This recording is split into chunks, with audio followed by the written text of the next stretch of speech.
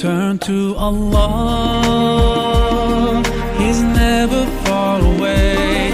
Put your trust in Him, raise your hands and pray. Ya Allah, tuntun langkahku di jalanmu, hanya Engkaulah pelitaku. Assalamualaikum. Waalaikumsalam.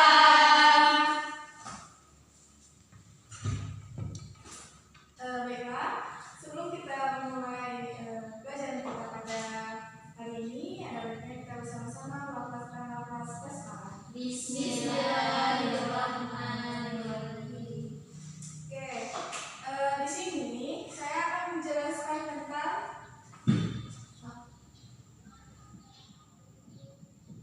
fitrah. Ada yang tahu apa arti dari fitrah itu? Suci, Bu. Fitrah ini berasal dari kata fatoro, yang artinya sifat bawaan. Sifat bawaan ini ketika dia diciptakan, kemudian bersih dan suci. Nah, maksud bersih dan suci ini artinya ketika dia dilahirkan itu dia dalam keadaan bersih dan suci tanpa membawa dosa. Nah, fitrah ini juga bisa berarti agama, sifat dasar atau agama. Nah, maksud dari agama ini di dalam hadis Nabi dikatakan bahwa di hadis riwayat Bukhari, Nabi Hurairah radhiyallahu anhu qala Rasulullah sallallahu alaihi wasallam. Dari Abi Hurairah radhiyallahu anhu berkata, Rasulullah sallallahu alaihi wasallam bersabda, "Kullu mauludin yuladu 'alal fitrah." Setiap anak lahir dalam keadaan fitrah. Fa abawahu yuhawidanihi aw yunassiranihi aw yumajjisanihi. Kedua orang tuanya lah yang menjadikan anak itu beragama Yahudi, Nasrani, dan Majusi. Nah, fitrah juga ini artinya bahwa anak tersebut itu lahir mempunyai potensi tertentu, potensi yang ada pada dirinya dibawa dari orang tuanya. Nah, jadi di sini orang tua harus mengulas kembali apa yang ada pada potensi anaknya tersebut. Nah, di sini kan fitrah juga artinya bersih dan suci. Maksudnya tadi kan bersih dan suci dari dosa. Nah, itu seperti misalnya kertas putih. Fitrah itu seperti kertas putih, yang dimana orang tua itu sebagai pena dan pensilnya. Orang tua yang menggambar anak tersebut apa saja yang dia inginkan sesuai dengan orang tuanya. Jika orang tuanya baik dan mengajarkannya kepada anaknya itu juga baik, maka anaknya juga akan tumbuh dengan baik. Nah, kemudian materi yang selanjutnya yaitu tentang akidah dan keimanan.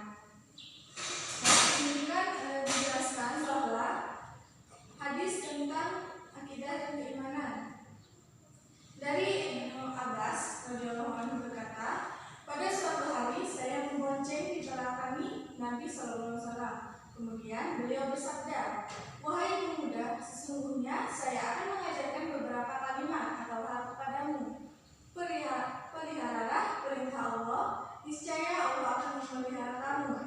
Jagalah larangan Allah, niscaya kamu akan mendapatkan Allah selalu berada di hadapanmu.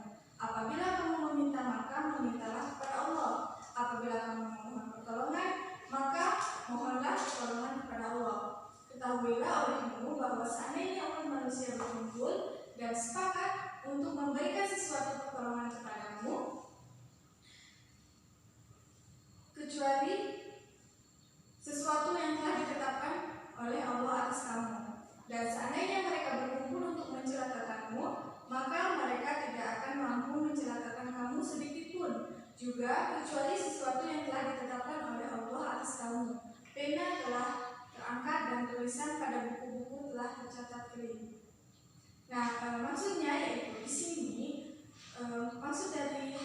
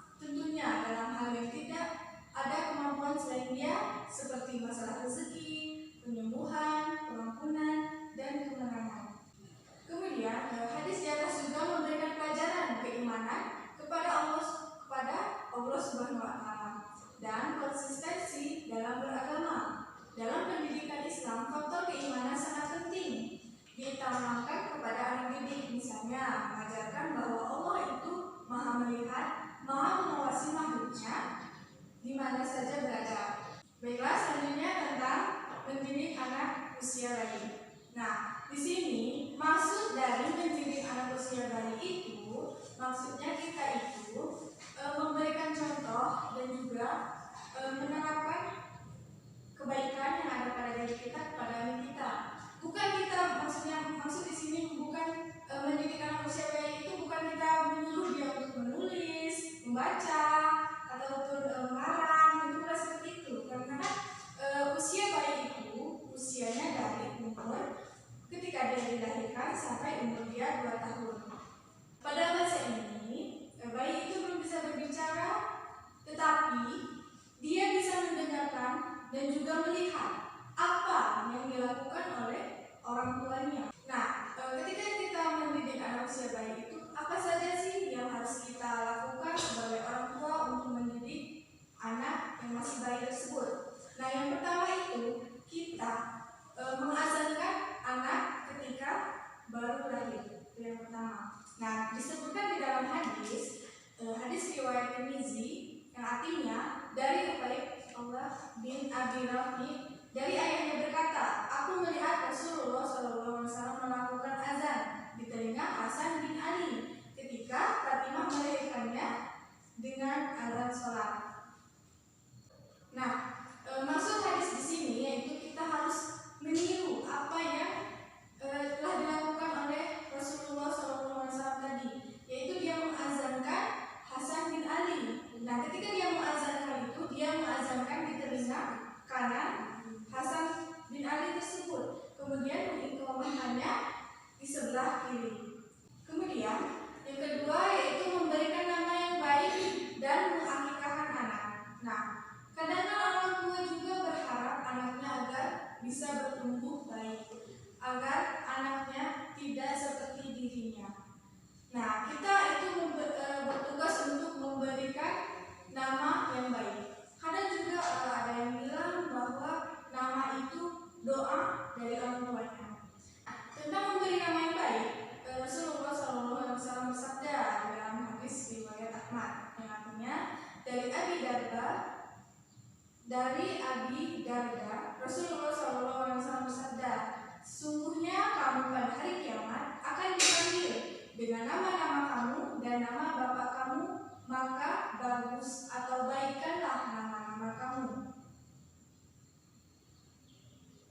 Kemudian hadis tentang melaksanakan akikah itu diriwayatkan oleh hadis riwayat Bukhari dan Ahmad yang artinya dari Sulaiman bin Abir Al-Qadadi berkata, aku mendengar Rasulullah SAW bersabda, hak bagi bayi adalah akikah, alirkanlah darah baginya dan hilangkanlah penyakit darinya. Hadis riwayat Bukhari dan Ahmad. Nah, memberikan nama yang baik, kemudian mencukur rambut, melaksanakan akikah itu merupakan bagian yang diajarkan oleh Islam pada anak usia yang baik.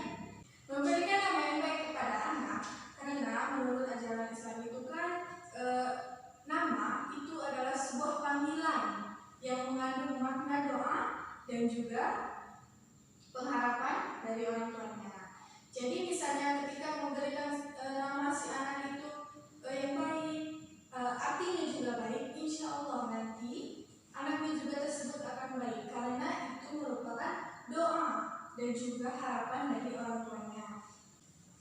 Kemudian akikah. Nah, akikah itu kan artinya memotong atau menyembelih hewan tertentu untuk kepentingan anak yang dilahirkan. Nah, dari sini juga berarti kita itu ketika kita mengakikahkan anak, berarti kita juga bersyukur kepada Allah Subhanahu wa Ta'ala karena Allah telah memberikan anugerah, telah memberikan titipannya kepada kita. Berarti kita dipercaya untuk mendidik anak tersebut hingga menjadi orang yang berguna dan berakhlak karimah. Selain bentuk rasa syukur kita kepada Allah Subhanahu wa Ta'ala, akikah ini berarti juga bisa menjalin tali silaturahmi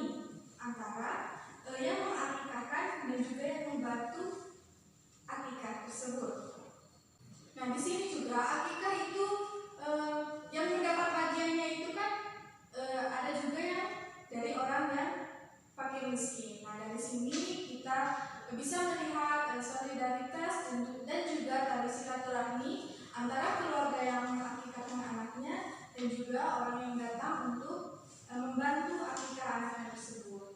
Mungkin itulah materi yang dapat saya sampaikan. Bagi yang lain ataupun teman-teman ada yang ingin bertanya? Izin bertanya Ibu. Baiklah, silakan. Pertanyaannya, mengapa akidah dan keimanan itu harus ditanamkan sejak dini? Baiklah, terima kasih kepada yang telah bertanya. Mengapa akidah dan keimanan itu harus ditanamkan sejak usia dini? Karena sebelum kita menanamkan rasa akidah dan keimanan itu kepada anak, kita harus mengetahui dulu bagaimana orang tuanya. Apakah orang tuanya itu sudah berakidah dan sudah beriman? Jika memang orang tuanya sudah berakidah dan sudah beriman, berarti orang tua itu wajib ataupun keharusan untuk menanamkan akidah dan keimanan tersebut. Misalnya misalnya ketika kita ingin menanam bunga matahari. Nah, itu kan ketika kita ingin menanam bunga matahari itu, kita harus memperhatikan empat unsur yang ada di dalamnya.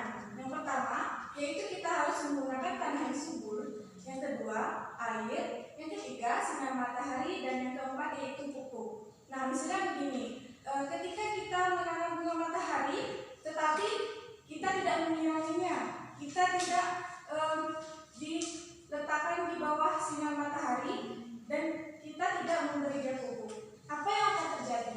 Pohon itu pasti akan mati.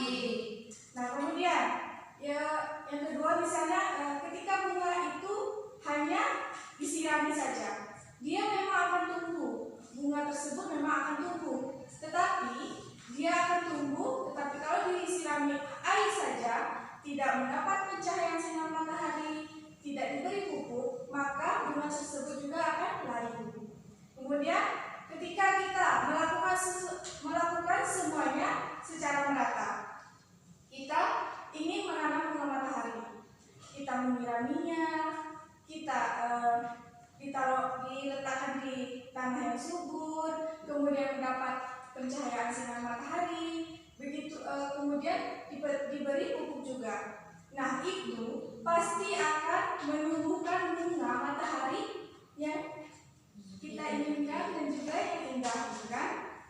Nah, seperti itulah ibaratnya dengan akidah dan keimanan. Akidah itu kan dasar keyakinan kita kepada Allah Subhanahu wa taala, sedangkan keimanan itu adalah kepercayaan kita kepada Allah Subhanahu wa taala. Ketika kita sudah yakin kepada Allah Subhanahu wa taala, maka kita juga akan percaya kepada Allah Subhanahu wa taala. Nah, seperti yang saya contohkan tadi kan bunga matahari. Nah, itu kan pasti ada akar, ada batang, ada bunganya.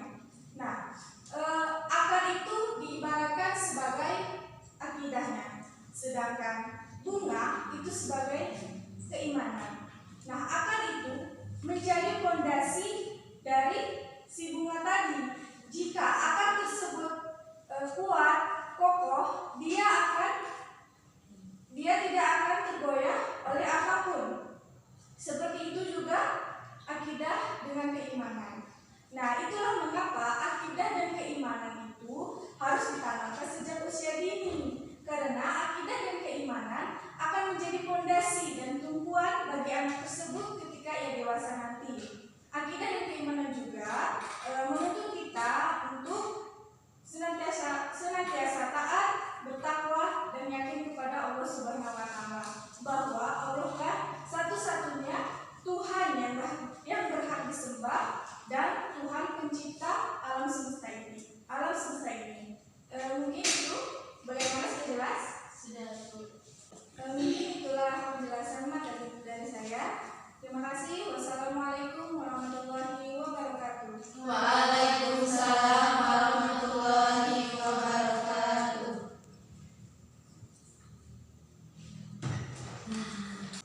Terima kasih. Ya, Bu.